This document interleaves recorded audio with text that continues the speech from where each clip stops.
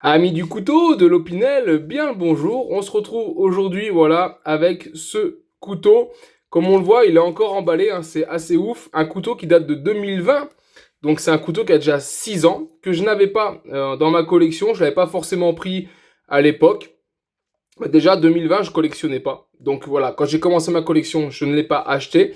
J'avais dit que l'occasion un jour se présenterait, et là c'est le cas. Sur une bourse d'échange Opinel, j'ai pu acquérir du coup ce couteau qui, on le voit, est encore sous blister. Donc on va s'en occuper et on va le découvrir ensemble.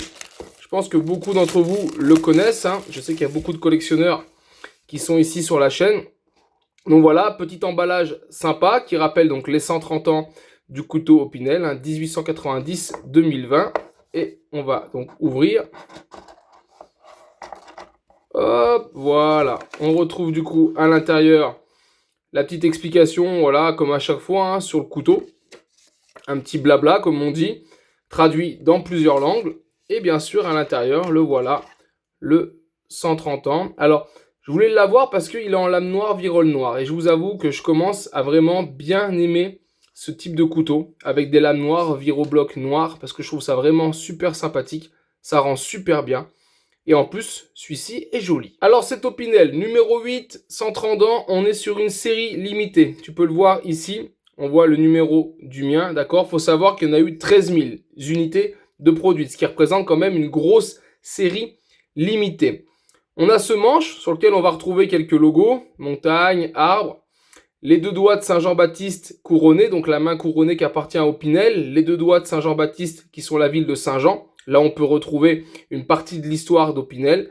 Et bien sûr, l'indication ici, 130 ans. Les dessins, eux, sont apportés par une technique qu'on appelle de sublimation sur un manche ici qui mesure 11 cm et qui est en bois de charme. La lame qu'on a vue tout à l'heure, voilà, ici, dans sa couleur noire. Donc là, on est sur une lame dite alors Yatagan, je ne sais pas si je le prononce bien, d'accord, qui fait 8,5 cm.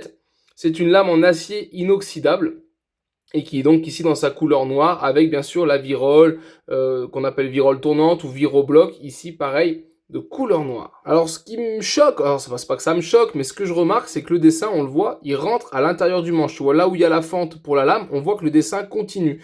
Alors ça arrive sur des Opinel, mais pas autant. Là je trouve que c'est prononcé et je trouve ça marrant que le dessin a été aussi loin sur la technique, mais du coup c'est joli. Quand tu le regardes, tu as toujours une continuité de dessin, voilà, que je trouve vraiment sympathique.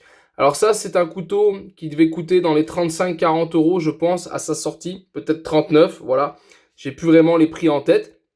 Et puis qui rejoint enfin ma collection. Donc ça, c'est plutôt cool, hein. Dites-moi en commentaire si parmi vous, certains d'entre vous l'ont pris à l'époque, l'ont acheté.